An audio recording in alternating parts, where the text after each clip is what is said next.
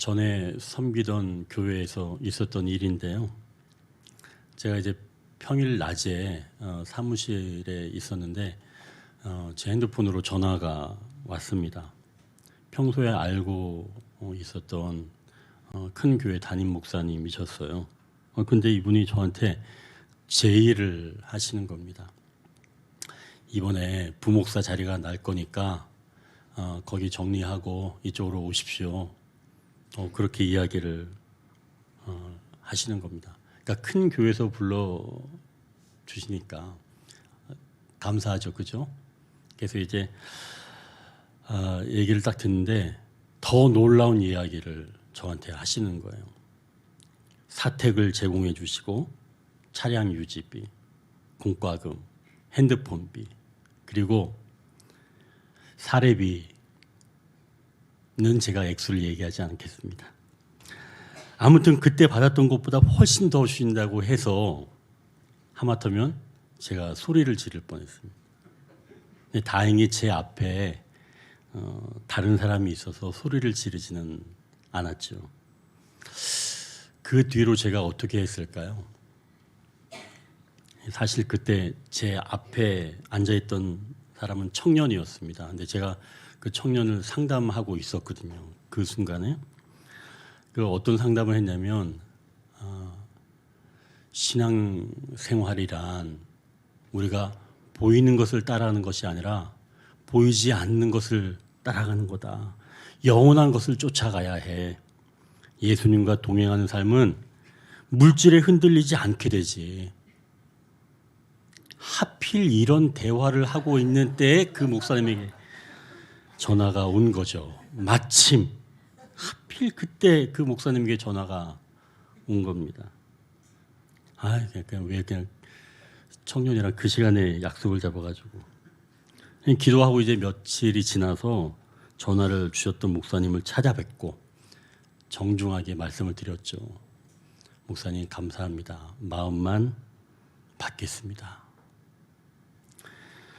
근데 교회를 나오는데 그날따라 왜 이렇게 바람이 불고 쓸쓸한지 오늘 본문에서도 아쉬워서 무거운 발걸음으로 옮기는 사람들이 있습니다. 이제 첫 번째 단락을 보십시오. 바람이 불어 파도가 일어나는 때가 있다. 우리가 16절에서 18절까지 우리가 한 절씩 교독하겠습니다. 저물매 제자들이 바다에 내려가서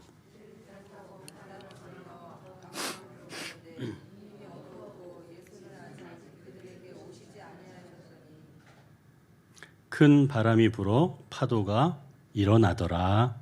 아멘. 지금 해가 뉘엿뉘엿 저무는 때 이 제자들이 오병이어 현장을 떠나 바닷가로 이동하는 모습입니다. 이 넓은 들판에 얼음만 약 한 5천 명 이상 사람들이 있었죠. 오병이어 현장 말이죠.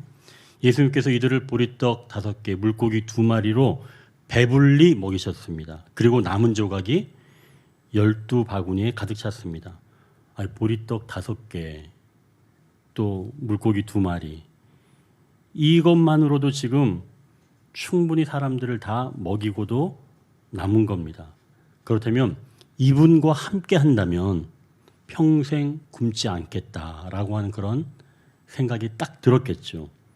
그래서 그곳에 모인 무리가 서로 바라보면서 이렇게 이야기를 했습니다. 우리가 오늘 읽은 본문 바로 그 앞쪽에 있는데요. 6장 14절 15절을 우리가 같이 읽겠습니다. 그 사람들이 예수께서 행하신 이 표적을 보고 말하되 이는 참으로 세상에 오실 그 선지자라 하더라. 그러므로 예수께서 그들이 와서 자기를 억지로 붙들어 임금으로 삼으려는 줄 아시고 다시 혼자 산으로 떠나 가시니라. 무리가 예수님을 붙들라고 했을 때 그냥 좀 못 이기는 척 하시고 그냥 무리를 이끄셔도 될 텐데 예수님은 그들을 뿌리치시고 혼자 산으로 가셨다는 겁니다. 그리고 제자들은 배를 타고 건너편 가버나움으로 가라고 하셨던 거죠. 자, 제자들이 바닷가로 와서 이제 능숙한 솜씨로 배를 준비합니다. 예수님이 또 혹시나 좀 빨리 오실 수 있으니까 아마 제자들은 조금 더 기다렸던 것 같아요. 또 이제 무리와 함께 있을 때 그 영광을 또 기억하면서 아마 떠날 준비는 서두르지는 않았을 겁니다. 그런데 예수님의 기도가 길어지시는지 그냥 먼저 출발하는 편이 낫겠다라고 하는 생각이 들어서 제자들이 이제 배를 타고 가버나움 쪽으로 출발을 한 거죠. 제자들은 이 배 일에는 아주 능숙한 사람들입니다. 원래 출신이 그러니까요. 다 고기 잡는 사람들입니다. 뭐 이 갈릴리 바다 늘 생업의 현장이었기 때문에 어려움이 없는 그런 바닷가이죠. 이제 배를 띄워서 가는데 바람이 없이 그냥 잔잔한 겁니다. 그러면 이제 생각할 수 있겠죠. 조금 전에 있었던 얼마 전에 있었던 그 격동의 현장, 오병이의 현장에서 조금 더 머물고 싶었던 그런 마음들이 아마 잔잔한 물결을 통해서 마음이 가라앉았을 겁니다. 그런데 생각보다 오래 지체해서 그런지 금방 어두워지기 시작을 한 거죠. 그리고 밤이 깊어지기 시작했습니다. 배를 좀 빨리 몰아서 이제 바다 한가운데쯤 가는데 그때부터 큰 바람이 불기 시작한 겁니다. 처음에는 바람이 불어서 이 아쉬운 마음을 좀 날려버리니까 좋다라고 생각을 했는데 그 바람이 이제는 큰 바람이 되고 파도가 된 겁니다. 그리고 높이 일렁이기 시작을 한 거죠. 자, 이때 제자들의 마음은 어땠을까요? 거봐, 무리들이 예수님을 붙잡을 때 그곳에 조금 더 있었더라면 그렇으면 이렇게 어려운 일을 당하지 않았을 텐데 아직 제자들은 상황이 주는 고통보다는 고통을 당하지 않을 수 있었는데 이건 사서 하는 그런 고통이 아닌가 하는 마음이 먼저 들었다는 것이죠. 자, 이제 우리를 생각해 봅니다. 우리도 신앙생활을 조금 더 잘 해보려고 할 때 예수님이 주시는 떡만 생각하는 무리가 아니라 예수님과 함께하는 그런 제자가 되어보고 싶다는 그런 마음의 열망이 있을 때 그 일을 방해하는 일이 생길 수 있다는 거죠. 이렇게 큰 바람, 높은 파도로 예수님과 좀 깊어가는 그런 것들을 방해하는 일이 일어날 수가 있다는 겁니다. 목사님, 바로 그런 것 때문에 제가 신앙생활을 깊게 안 하려는 겁니다. 저는 그냥 오병이어와 같은 그런 기적만 먹고 싶어요. 굳이 바다까지 갈 이유가 없잖아요. 여러분도 혹시 이렇게 말하는 무리와 같습니까? 우리 주님은 무리에게는 바다로 내려가라고 말하지 않으십니다. 편안한 생활에 안주하려는 사람에게는 그런 도전의 말씀을 하지 않으시죠. 무리가 오병이어의 기적을 맛본 후에 다시 예수님을 찾아오자 예수님이 26절, 27절, 29절에 이렇게 말씀합니다.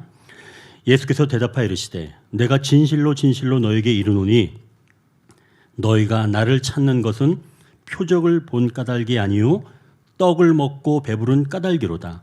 썩을 양식을 위하여 일하지 말고 영생하도록 있는 양식을 위하여 하라. 이 양식은 인자가 너에게 주리니 인자는 아버지 하나님께서 인치신 자니라. 예수께서 대답하여 이르시되 하나님께서 보내신 이를 믿는 것이 하나님의 일이니라 하시니. 그러니까 예수님은 무리들에게 표적에서 그 떡을 먹고 배부른 것만 기억하는 것은 썩을 양식을 위해서 일하는 것과 같으니 그렇게 하지 말고 하나님께서 보내신 이를 믿는 것이 곧 하나님의 일이라고 예수님께서 말씀을 하시는 거죠.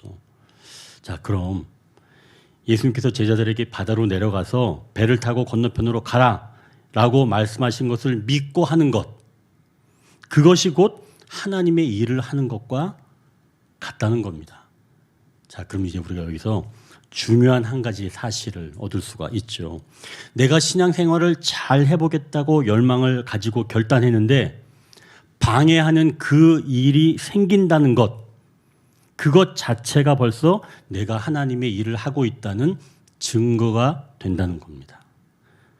여러분 이것을 기억하십시오. 내가 좀 더 성숙한 신앙인이 되고자 무언가 결단을 했는데 그걸 방해하는 일이 일어나기 시작했다면 그것은 곧 내가 하나님의 일을 시작했다는 확실한 증거라는 것입니다. 여러분 이걸 믿으십시오. 내가 좀 신앙생활 잘하고 싶은데 나를 방해하는 뭐가 생겼다. 그러면 내가 이게 하나님의 일을 하고 있구나 라고 생각하시면 된다는 겁니다. 이제 우리 교회에서 내일 감사 충전 노트를 제가 나눠드릴 예정이에요. 그러니까 이 감사 충전 노트는 딱 100일 동안 쓰게 되어 있습니다. 그러니까 감사 일기를 하루하루 이렇게 써서 100일 동안 쓰는 감사 노트예요.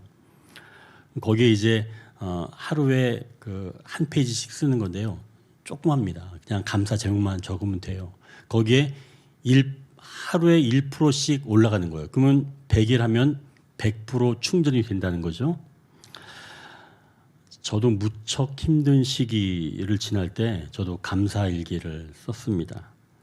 지금 제가 이제 얼마 전에도 다시 한번 예전에 썼던 그 감사일기를 좀 펴본 적이 있는데요.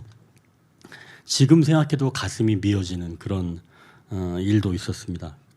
그러나 그러한 큰 바람과 파도가 나를 집어삼킨 것이 아니라 도리어 더 중요한 것이 무엇인지 내가 홀로 이 삶을 견딜 수 없다는 분명한 의식을 갖게 된 것도 바로 그때입니다. 만물을 창조하시고 우주를 다스리시며 그러면서도 가장 추악한 인간의 모습으로 오신 우리 주님이 안 계시면 내가 살 수 없겠다라고 생각한 때가 바로 그때인 거지요. 큰 바람을 맞고 파도가 칠 때 말입니다. 그래서 신앙의 여정에서 큰 바람과 파도는 우리를 넘어지게 하거나 집어삼키는 그런 장애물이 아니라 내가 어떤 것을 버려야 하며 또 그것을 알게 하시는 때가 바로 그때라는 겁니다. 내가 집착하는 것이 무엇인지 알게 하시는 때도 바로 그때라는 거죠. 이렇게 버리는 것을 알게 하시고 또한 버리게 되는 시간이 꼭 있어야 하는 줄 믿습니다. 여러분 그러니 내가 신앙생활 좀 잘 해보겠다고 했을 때 오는 그 큰 바람, 높은 파도를 여러분 너무 염려하지는 마십시오. 이것을 통해서 내가 무엇을 버려야 하는지 또 그 버릴 것들을 알게 하시고 또 버리게 하시는 줄 믿습니다. 우리가 새벽 기도회 때 나눈 시편 중에 이 상황을 그대로 말씀해 주신 그런 시편이 있습니다. 107편 23절에서 29절인데요. 시편 107편 23절에서 29절인데요.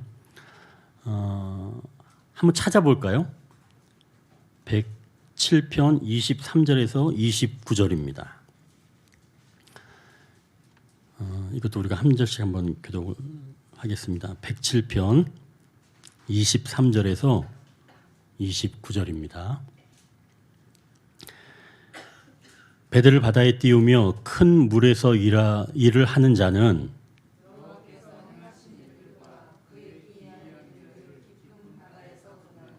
여호와께서 명령하신즉 광풍이 일어나 바다 물결을 일으키는도다.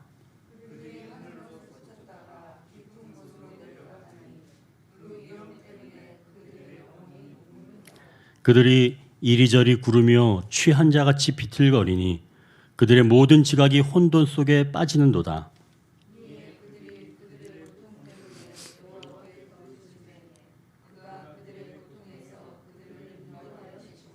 29절 같이 할까요?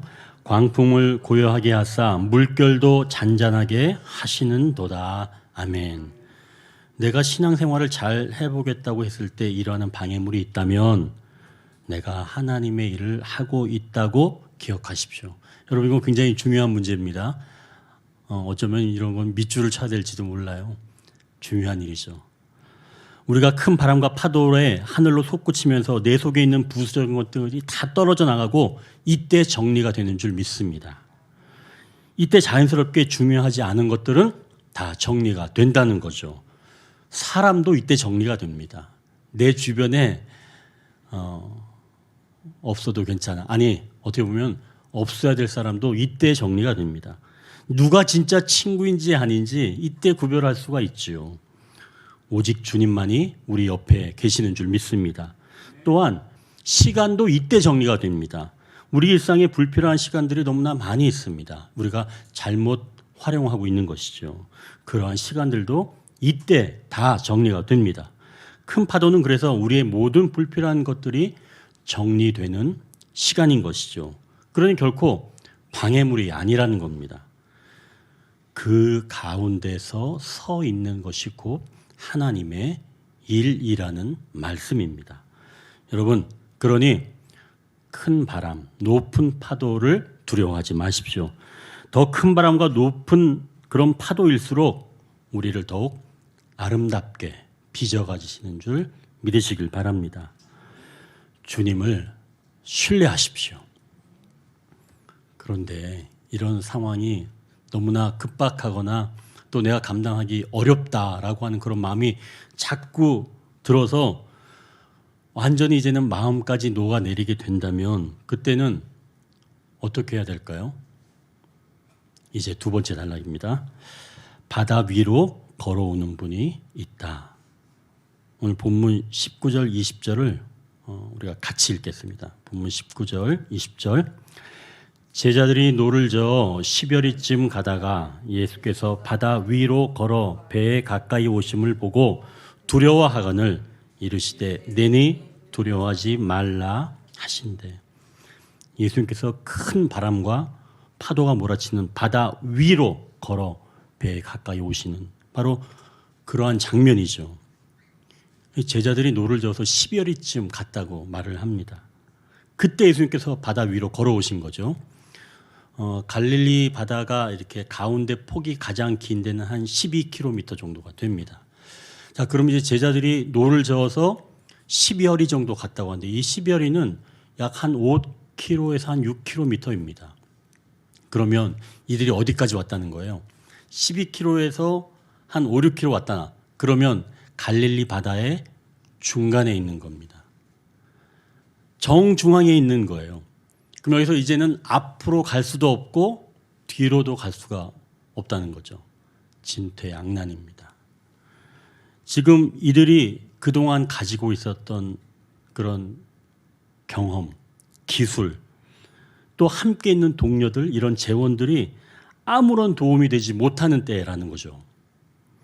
주님은 우리의 이 고통스러운 그 상황의 중심, 그 중심으로 찾아와 주는 줄 믿습니다. 내 지식과 경험, 내 주변에 내가 활용할 수 있는 것들이 아무런 도움이 되지 못하는 바로 그때 주님께서 찾아오신다는 거죠. 주님은 그때 찾아오시는 거예요. 내가 가지고 있는 것으로 아무것도 할 수 없다고 생각되는 바로 그때 주님은 물 중앙으로 위로 걸어오시는 줄 믿습니다. 어디 그뿐인가요? 주님은 가장 적절한 방법으로 우리에게 찾아오십니다. 지난주에 제가 동기 목사님들을 만났어요. 이제 그 중에 이제 개척교회를 이제 우리처럼 섬기시는 목사님이 계시는데, 그 목사님 사모님이 아직 교회에 나오시지 않는다는 겁니다. 그래서 자기가 이제 좀 평상시 잘 못해서 그런 게 아닌가, 많이 좀 후회하고 있다는 이야기를 그 목사님이 하시는 거예요. 근데 그 이야기를 듣자 옆에 이제 목사님이 물어보는 겁니다. 그럼 목사님은 요즘 그 사모님을 위해서 어떤 걸 좀 이렇게 하고 계시나요? 이제 물어봤어요. 그랬더니 이제 그 목사님, 네, 저는 요새 아내가 직장을 다니고 있기 때문에 집에 돌아와서 뭐 좀 이렇게 밥 먹고 와서 설거지가 좀 많이 있으면 그때 제가 좀 설거지를 좀 도와주고 있어요. 이렇게 말했더니 그 옆에 있는 목사님이 얘기한 거예요. 그러니까 사모님이 교회를 안 나오시죠. 목사님, 설거지를 도와주지 마시고 식기세척기를 사세요. 그거 요즘 얼마 안 합니다. 그거 무이자로 사세요. 그렇게 얘기를 해주는 거예요. 빚을 내서라도. 식기세척기를 사라. 우리가 사랑하는 것도 방법이 있다는 겁니다. 사람마다 감동을 받는 유형이 다 다르다는 거죠. 게리 체프먼의 그 유명한 저서 5가지 사랑의 언어라고 하는 그 책에 나온, 사실 너무나 유명한 책이라 많은 분들이 알고 있는데요.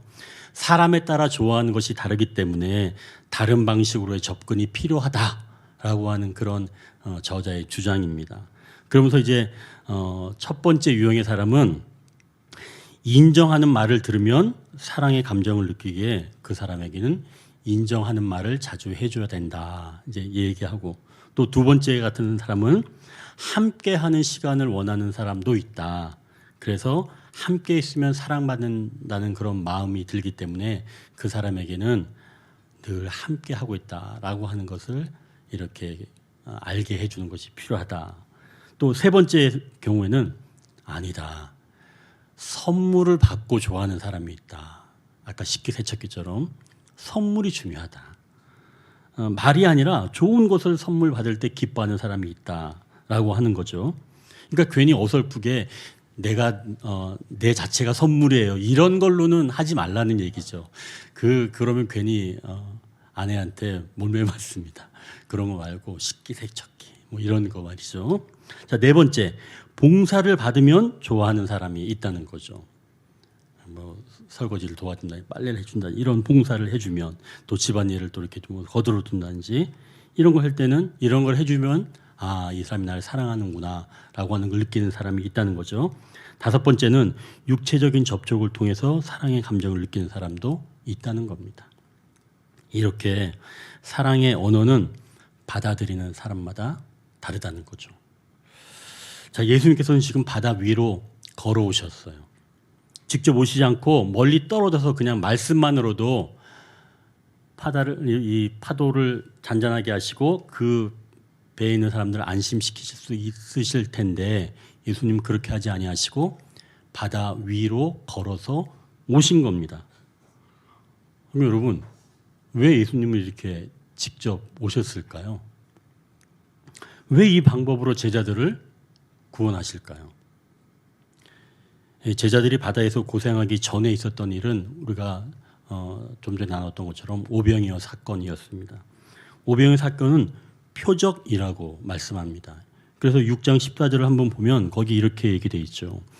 그 사람들이 예수께서 행하신 이 표적을 보고 말하되 이는 참으로 세상에 오실 그 선지자라 하더라. 여기서 이 사건을 표적이라고 말씀하죠. 사람들은 이 표적으로 예수님을 그 선지자라고 인식을 합니다. 예수님 먹을 것을 풍성하게 해주시니까 예전에 출애굽 공동체를 이끌었던 모세 그리고 만나가 기억났던 겁니다. 그래서 무리들은 예수님을 누구로 생각했냐면 그 선지자, 즉 제2의 모세 정도로 여겼다는 거죠. 자, 그럼 예수님은, 제자들이 예수님을 어떻게 알기를 바라셨을까요? 20절을 다시 한번 보십시오. 본문 20절.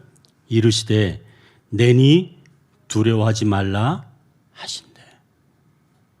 이 말씀은 내가 그로다라고 하는 말씀이에요.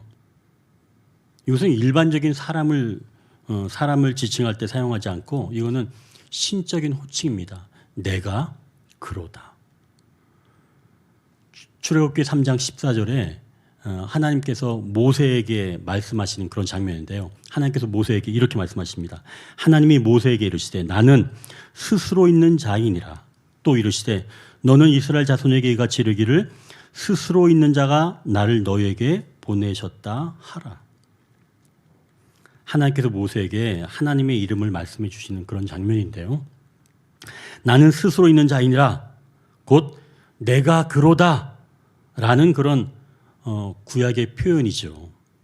그렇다면 예수님은 제자들이 예수님을 곧 하나님으로 알게 하시려고 이렇게 오셨다는 말씀입니다.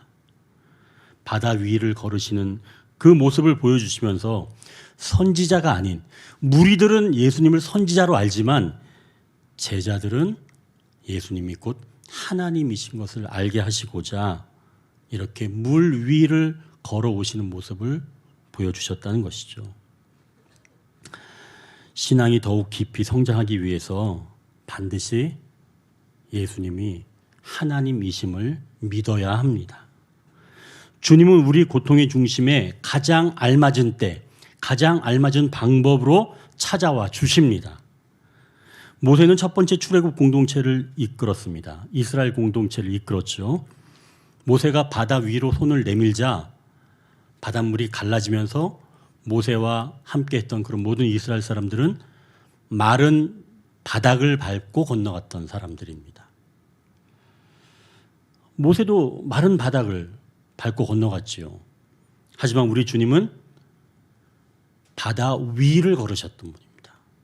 이것은 사람은 바다 위를 걸을 수가 없죠. 오직 하나님만이 하실 수가 있는 겁니다. 예수님은 바로 그걸 알게 하시려고 이렇게 바다 위로 걸어오신 거지요. 주님은 큰 바람, 높은 파도를 밟고 우리를 찾아오십니다. 상황을 밟고 오시는 거예요. 환경을 딛고 우리에게 오시는 겁니다.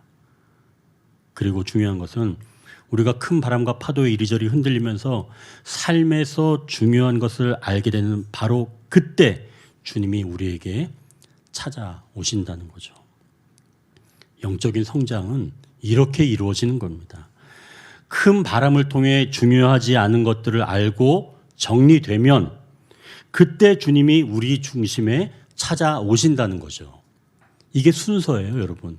영적 성장이 일어나는 순서는 예외 없습니다.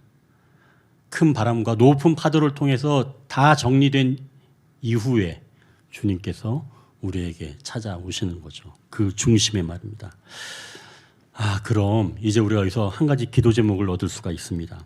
신앙생활을 좀 더 제대로 해보고 싶다는 사람에게 큰 바람이 찾아온다면 성도가 그 바람에 넘어지지 않고 오히려 인생에서 가장 중요한 것이 무엇인지 알게 되고 나머지 부수적인 것들은 다 버릴 수 있는 기회가 되게 해달라고 기도하는 겁니다.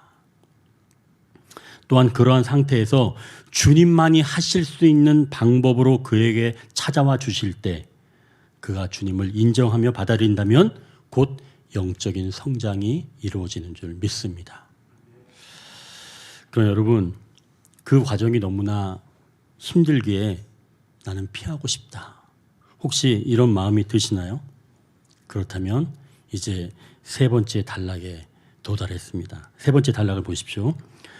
곧 가려던 땅에 이른다고 말씀한다. 21절을 우리가 같이 읽겠습니다. 이에 기뻐서 배로 영접하니 배는 곧 그들이 가려던 땅에 이르렀더라. 아멘. 제자들이 지금 큰 바람이 정신이 없다가 내니 두려워하지 말라 라는 그 음성을 듣고 예수님인 줄 알고 기뻐했다고 지금 말씀합니다. 고통의 현장에 다가오시는 주님을 발견하곤 너무나 기뻐했다는 것이죠. 그래서 배로 바로 지금 영접을 한 겁니다. 주님은 이 상황에서 가장 알맞은 방법으로 제자들을 찾아오신 거죠. 그랬더니 이들이 안심하고 기뻐하고 꼭 들어맞는 방법으로 찾아오신 주님을 영접한 겁니다. 자, 그러면 그때 어떤 일이 일어났나요? 배는 곧 그들이 가려던 땅에 이르렀다고 말씀합니다. 예수님을 맞이하고 기뻐하였는데 어느새 목적지에 금방 도착했다는 거죠. 우리가 사실 아주 오래되었지만 여러분 데이트하던 때를 한번 좀 기억을 해 보십시오. 남녀가 서로 사는 동네가 달라요. 버스 타고 한 40분 정도 떨어지는 동네에 살고 있는데 서로가.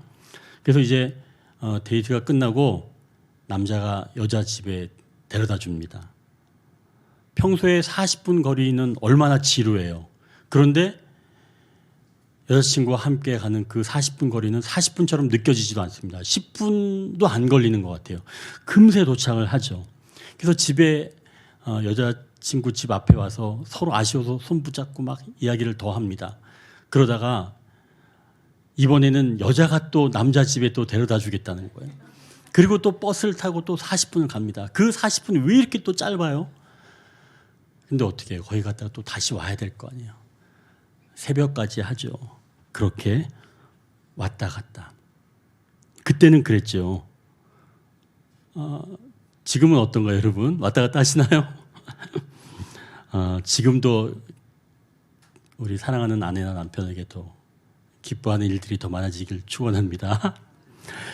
자, 기뻐할 때는 시간이 금방 간다는 거예요. 그걸 이야기하는 거죠. 기뻐할 땐 시간이 금방 간다. 주님을 내 인생의 항해에 모시게 되면 원하는 곳에 곧 도착한다는 거죠. 예수님께서 지금 바다 위를 걸으시는 이 장면, 이것은 마태복음과 마가복음에 같이 나오는 이야기입니다. 그런데 21절의 내용, 즉 예수님이 오셔서 기쁘게 영접하였더니 곧 그들이 가려던 땅에 이르렀다라고 한 이 표현은 요한복음에만 나오는 표현입니다. 요한복음 기록한 사도 요한이 왜 이 부분을 기록했을까요? 다른 뭐 마태복음, 마가복음엔 기록되지 않는데 왜 요한복음에만 이 21절, 이 구절이 왜 기록되어 있을까요? 아까 우리가 읽었던 시편 107편 이번에는 29절이 아니라 30절인데요. 거기에 이렇게 혹시 표시되어도 한번 펼쳐보십시오. 시편 107편 30절인데요. 거기 이렇게 기록되어 있습니다. 그들이 평온함으로 말미암아 기뻐하는 중에 여호와께서 그들이 바라는 항구로 인도하시는도다. 구약의 하나님께서 성도에게 찾아오셔서 그들이 기뻐하는 중에 그들이 바라는 항구에 인도하신다는 말씀입니다. 근데 요한은 예수님이 곧 하나님이시다는 것을 보여주기 위해서 이렇게 구약의 말씀을 인용해서 신약에서도 똑같이 기록을 해 둔 것이죠. 구약의 하나님이 곧 신약의 예수님, 이 예수님이 곧 하나님이시다 라고 하는 것을 이 요한이 알게 하고자, 제자들은 물론 오늘 읽고 있는 우리에게 알게 하고자 이렇게 예수님께서 함께 하실 때 곧 항구에 도착한다 라고 하는 하나님의 말씀을 이 요한복음에서도 기록해 둔 것이죠. 자, 여러분은 어떤 곳에 가기를 원하십니까? 사랑하는 사람과 결혼하는 것, 또 가족과 행복한 삶, 또 어떤 분은 영적인 성장, 이런 것뿐만이 아니라 우리 인간이 내면에 간절히 원하는 안정감, 기쁨, 성취감, 이런 모든 것들은 진정으로 만약에 얻기를 원한다면 주님과 함께 하면서 기뻐하다 보면 어느새 우리가 원하는 곳에 도착해 있다는 것이죠. 여러분, 주님이 내 마음의 중심에 계셔야 기뻐하고 곧 우리가 원하는 곳에 도착할 수가 있다는 말씀입니다. 말씀을 정리합니다.